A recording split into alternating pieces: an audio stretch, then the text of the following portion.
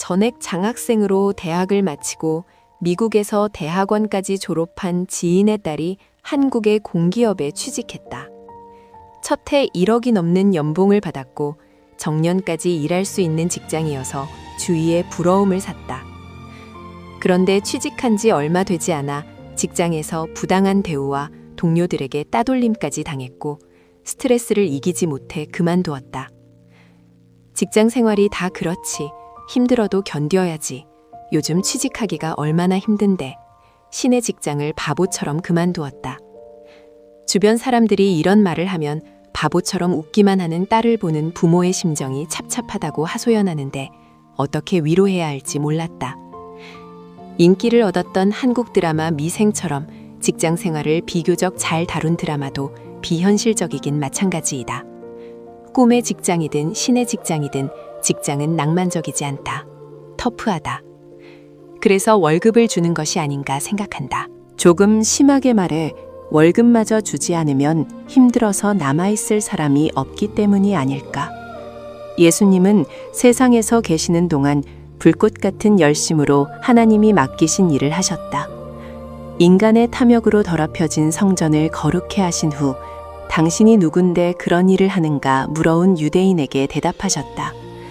예수께서 대답하여 이르시되 너희가 이 성전을 헐라 내가 사흘 동안에 일으키리라. 성전에서 장사판과 돈판을 엎고 거룩하지 않는 사람과 성취하는 동물을 내쫓은 것을 보고 놀랐다면 나중에 더 놀랄 일을 보게 될 것이라는 것이다. 성전은 예수님 자신의 몸을 가리킨다. 성전을 헐다는 것은 십자가에 달려 죽으신 사건을 가리키고 3일 만에 성전을 세우겠다는 것은 장사한 지 3일 만에 다시 사실 것이란 의미이다. 그러니까 예수님의 죽음과 부활 모두 인간을 구원하기 위한 계획을 이루시는 것이었다. 이 놀라운 구원 계획을 정하신 분은 하나님이지만 이루기 위해 일한 이는 누구이고 협력한 이는 누구인가? 바로 예수님이다. 구주 예수님의 위대한 협력으로 인하여 믿는 내게 생명의 길이 열렸다. 성경은 우리가 하나님의 동역자라고 말씀하신다. 하나님의 일을 위해 우리도 협력자로 부르셨다. 자발적 협력. 예수께서 예루살렘 성전에 방문하시기 전까지 돈 버는 일에 열중했던 사람들이 있었다. 돈 팔고 돈 바꿔주는 사람들. 이들은 성전의 제사장과 레위인들과 협력했다. 유독 돈 버는 일이라면 자발적이고 열정적이고 손발이 잘 맞는 사람들이 있다. 그러나 예수는 성전된 자기 육체를 가리켜 말씀하신 것이라. 다시 말하지만 성전은 두 가지 사건을 당할 예수님을 가리킨다. 십자가에 못 박혀 죽으실 예수님 자신의 몸이고 장사 지낸 후 3일 만에 다시 사실 그분의 몸이 바로 성전이었다. 유대인들이 그 말씀을 이해했을 리 없고 당시에는 제자들도 깨닫지 못했다.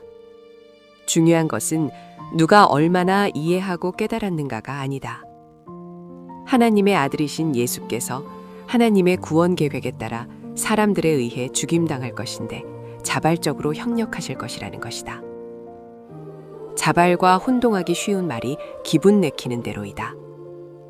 예수께서 기분대로 하나님의 일을 하셨다면 십자가에 달려 죽지 않았을 것이다. 자기를 잡으려고 으르렁대는 사람들에게 자기 기분대로 하셨다면 어떻게 되었을까? 본디오 빌라도의 앞에서 자기 기분대로 했다면 어떻게 되었을까? 채찍질하는 로마 군인에게 기분대로 했다면 사람들이 십자가에서 내려오라고 조롱할 때 기분대로 했다면 어떻게 되었을까? 예수님은 하나님의 일을 자기 기분대로 하지 않으셨다. 매 순간 하나님의 뜻에 따라 자원하는 마음으로 사셨다. 그래서 십자가의 죽음이 가능했고 구원을 완성하셨고 우리를 하나님의 자녀가 되게 하셨다. 삼손은 20년간 사사로 활동했다. 이스라엘 사람들이 하나님을 잊고 자기 옳은 대로 살지 않도록 깨우치는 일이 사사의 일이었다. 사람들이 하나님을 떠나면 주변 민족을 통해 괴로움을 당했다. 그때 민족을 구원하라고 하나님이 사사를 임명하셨고 능력도 주셨다. 삼손은 사사였지만 거의 모든 세월을 허비하고 머리카락 잘리고 두 눈이 뽑혔다. 블레셋 사람들에게 조롱당했던 때 비로소 하나님께 회개했다.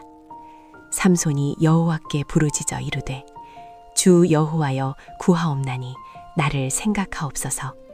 하나님이여 구하옵나니 이번만 나를 강하게 하사 나의 두 눈을 뺀 블레셋 사람에게 원수를 단번에 갚게 하옵소서 하고 블레셋 신전을 바치고 있는 두 기둥 사이에 서서 오른손으로 한 기둥을 잡고 왼손으로 다른 기둥을 붙잡았다. 힘을 다해 몸을 굽혀 기둥을 밀자 기둥이 박살났고 왕과 그 안에 있던 사람들 위로 신전이 무너져 내렸다. 성경은 삼손의 마지막을 기록했다. 삼손이 이르되 블레셋 사람과 함께 죽기를 원하노라 하고 힘을 다하여 몸을 굽히매 그 집이 곧 무너져 그 안에 있는 모든 방백들과 온 백성에게 덮이니 삼손이 죽을 때에 죽인 자가 살았을 때에 죽인 자보다 더욱 많았더라. 그의 최후는 아름다웠다. 민족을 억누르고 탄압하고 괴롭게 했던 블레셋 사람을 죽이고 이스라엘 민족을 구원하는 하나님의 일에 협력했다는 말씀이다. 순종적 협력. 죽은 자 가운데서 살아나신 후에야 제자들이 이 말씀하신 것을 기억하고 성경과 예수께서 하신 말씀을 믿었더라. 예수께서 하나님의 구원 계획을 이루기 위해 사람들에게 죽임당했는데 그 후에 무슨 일이 일어났는가? 예수께서 죽은 자들 가운데서 부활하신 후에 죽임을 당하면서까지 순종하여 하나님의 일을 했더니 다시 살아나셨다. 영광스럽게 부활하셨다. 고난 없는 기쁨은 없고 십자가 없는 영광은 없다. 예외가 없다. 세상 사는 이야기는 줄이고 영원한 영광이 보장된 일을 위해 헌신하는 생활을 더욱 이야기했으면 좋겠다.